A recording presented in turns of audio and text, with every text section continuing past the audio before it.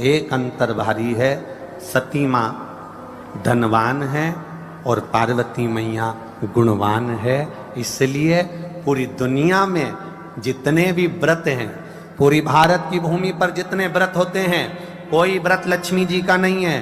भारत की भूमि पर कोई व्रत सरस्वती मैया का नहीं है। भारत की भूमि पर कोई व्रत इंद्राणी का नहीं है। भारत की भूमि पर कोई व्रत किसी देवी का नहीं है। जितना भारत की भूमि पर एक व्रत भारी है वो है माता पार्वती जी का। तीज का व्रत करोगे तो पार्वती जी का है, चतुर्थी का व्रत करोगे तो पार्वती जी का है, छठ का व्रत करोगे तो पार्वती जी का है। आप जितने व्रत देवी जी का करोगे नवरात्रे में तो पार्वती जी का है। भारत की भूमि पर जितने व्रत हुए नारियों के, छोटी तीज, बड़ी तीज, हरतालिका तीज, करवा चौथ, जितने चतुर्थी के व्रत, जितने तीज के व्रत, जितने छठ के व्रत, जितने भारत की भूमि पर हुए, ये सब माता पार्वती जी के हैं। पार्वती के क्यों हैं? क्योंकि धनवान और गुणवान में अंतर है। माँ पार्वती गुणवान है, इसलिए माताएं उनके व्रत कर कर अपने अंदर भी वो गुण उत्पन्न करना चाहती हैं कि हम भी ऐसा तप करें, हम भी ऐसी साधना करें। हे माता पार्वती, जैसे आपका अखंड सौभाग्य है, हे माँ जगत जननी, हमारा भी मांग में अखंड सौभाग्य रहे। जैसे आपके चूड़े अमर हैं, हे माँ हमारे हाथ में भी चूड़े अमर हो। हे माँ जैसे आपके भाल की बिंदी अमर है, माँ मेरे भाल की बिंदी भी अमर हो। हे माँ जैसे आपके नैनों का सुरमा, बालों का गजरा अमर है, हे माता पार्वती हमारे भी नैनों का सुरमा और बालों का गजरा अमर कर देना। बस इतनी सी कृपा नारी माता पार्वती से मांगा करती है, माँ पार्वती से चाहती है। सूचक वस्तुओं का जो दान करता है वो जीवन में कभी विधवा नहीं होता। महाराज वो 8 वस्तुएं बताई हैं। पहला कुमकुम, दूसरा पुष्प, चाहे लाल हो, चाहे सफेद हो, चाहे पीला हो, पुष्प कोई भी हो। तीसरे नंबर पर है चंदन। चौथे नंबर पर है तांबुल, बीड़ा। 5वें नंबर पर है काजल। 6ठे नंबर पर है ईख। क्या बोलते हैं यहां पर ईख को? क्या बोलते हैं? गन्ना, ईख। 7वें नंबर पर है लौंग, खाने वाली जो लौंग होती है, लौंग। और 7वें नंबर पर है, 8वें नंबर पर है जीरा। कहते हैं चैत्र महीने की तृतीया तिथि को बिना नमक का भोजन कर कर, सुबह बिना नमक का भोजन करें, एक समय फलाहार करें बिना नमक का, और तुलादान के बराबर एक पलड़े में अपन बैठकर 8 वस्तुएं तुला की रख कर जो दान दे देता है वो नारी कभी विधवा होकर नहीं जाती, 7 जन्म तक अखंड सौभाग्यवती रहती है। अखंड सौभाग्य कार्य करेंगी तो भी सौभाग्य की सामग्री देंगी। सौभाग्य की सामग्री का दान क्यों किया जाता है? सौभाग्य सूचक वस्तुओं का दान क्यों किया जाए? सौभाग्य की वस्तुएं क्यों प्रदान करी जाती है, क्यों दी जाती है? उसका कारण क्या है?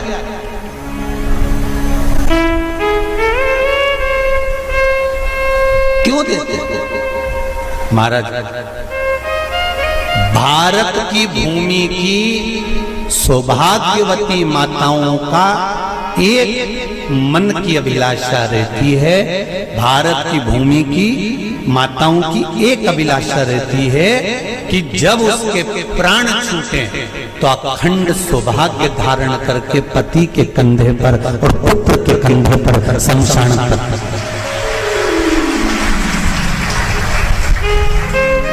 ये भारत की भूमि की माताओं की सोच, उनके मन का संकल्प, उनके मन का भाव।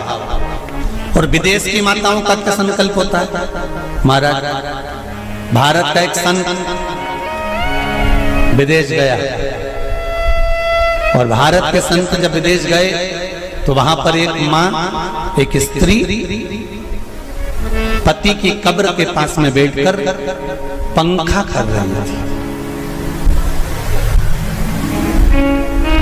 भारत के संत को बड़ा दुख हुआ, देखो हमारे यहाँ की माताएं तो पति के साथ सती हो जाती हैं, हमारे भारत की भूमि की माताएं तो पति के साथ सती हो जाती हैं, पर ये तो विदेश की माताएं तो भारत की माता से भी बढ़कर है कि पति मर गया, कब्र के अंदर है, तो भी पंखा कर रही हैं। ये तो इनसे भी बड़ी है, भारत की माता से भी बड़ी ये विदेश की माता। तो भारत के संत से रहा नहीं गया और भारत के संत ने जाकर पूछ लिया विदेश की माता से, माँ जी एक बात बताओ, हमारे यहाँ पति के साथ पत्नी सती हो जाती है, वो प्रथम गिनती में आती है, पर तुम तो उससे भी बड़ी हो कि पति मर गया उसके बाद भी उसकी कब्र को पंखा कर रही हो। इतने में विदेश की माता ने कहा, मैं पति को पंखा नहीं कर रही, हमारे यहाँ नियम है जब तक पति की कब्र नहीं सूख जाए हम दूसरी शादी नहीं कर सकते, इसलिए पंखे से सुखा रहा।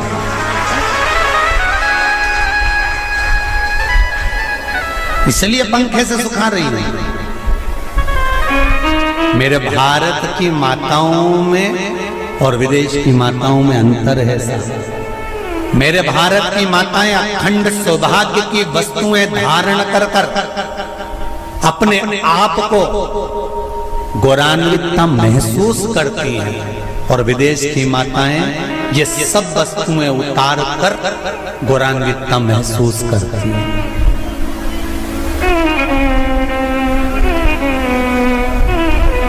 क्यों देते हैं चूड़ी का दान, क्यों देते हैं बिंदी का दान, क्यों देते हैं अखंड सौभाग्य का दान? किस महाराज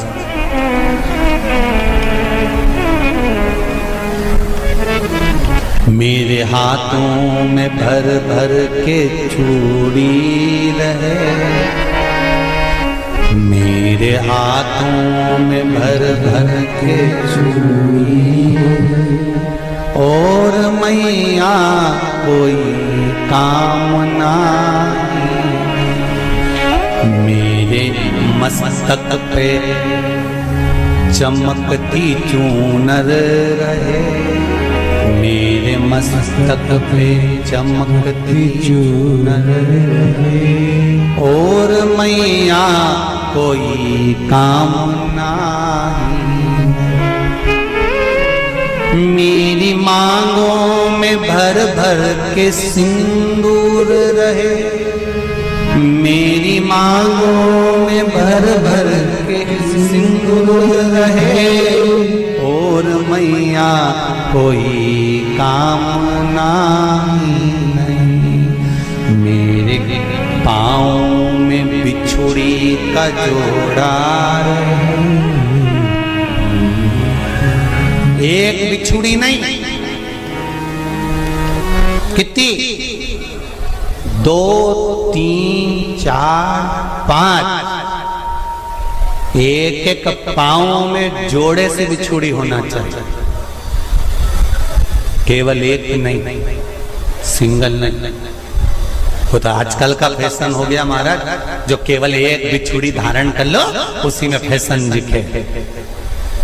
श्रावण की शिव महापुराण की कथा कहती है जब बेटी को विदा करा जाता है और पहली बार बेटी के पांव में जब बिछुड़ी डाली जाती है तो वो बिछुड़ी भी अलग अलग नहीं होती, उस बिछुड़ी के जोड़ को चेन से एक दूसरे से बंधा हुआ होता।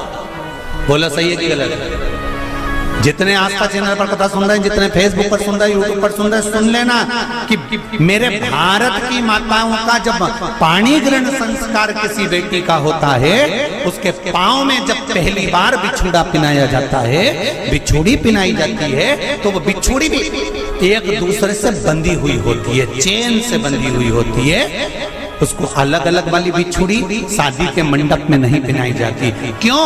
जैसे ये बिछुड़ी एक दूसरे से पांव में बंधी हुई है, तुम्हारी जिंदगी अंतिम श्वास तक ऐसी ही बंधी की बंधी हुई है, यही वर्णन है। वो तो अब माताओं ने थोड़ा सा फैशन चेंज कर दिया, अब पांव में ज्यादा बिछुड़ी नहीं पहनती, गड़ती है, चुभती है, एक बिछुड़ी धारण है। महाराज पर नहीं, बिछुड़ी भी 2 जोड़े से। हमारी माताएं, भारत की भूमि की जो माताएं हैं, ये चूड़ी भी हाथ में पहनती है तो जोड़े से पहनती है, बोलो जैसा सही है कि गलत है। एक अकेली चूड़ी माताएं हाथ में धारण नहीं करती हैं। अगर भारत की भूमि की संस्कारित माताएं हैं और भारत की भूमि की सभ्यता और संस्कृति को जानती है तो अकेली चूड़ी नहीं, जोड़े की चूड़ी पहनेगी, 2 चूड़ा डालेगी, 4 डालेगी, 12 डालेगी, पर सिंगल नहीं, अकेले। और सरल भाषा में समझ लो, हमारे यहां ठेले पर लेने जाओ तो जो केले अपन खाते हैं वो भी सिंगल नहीं देते, उसको भी जोड़े से दिया जाता है। 2 दूं की, 12 दूं की, आधी दर्जन दूं की 1 दर्जन। अब अंदाजा लगाइए, हमारे यहां देने का भी एक भाव है। श्रावण के महीने की शिव महापुराण की कथा, जिसका नाम है श्रावण शिव महापुराण की कथा, ये कहती है कि पार्वती जी ने और गंगा जी ने ये चतुर्मास में जितना सौभाग्य का दान दिया है, उनके बराबर दुनिया का कोई व्यक्ति इतना सौभाग्य का दान नहीं दे सकता जो माता गंगा और पार्वती दोनों दान दे रहे हैं।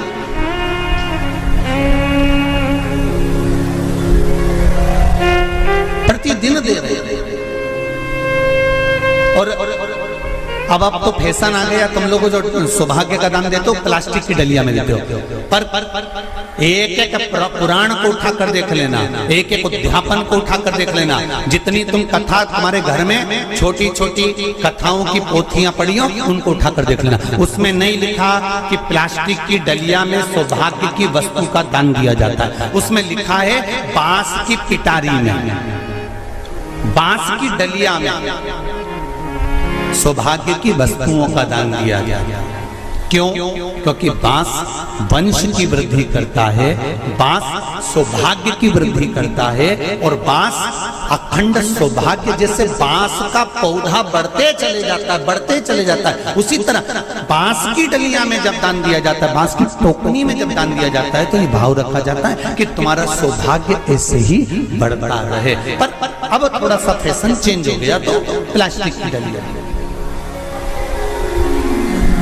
पर प्लास्टिक की नहीं,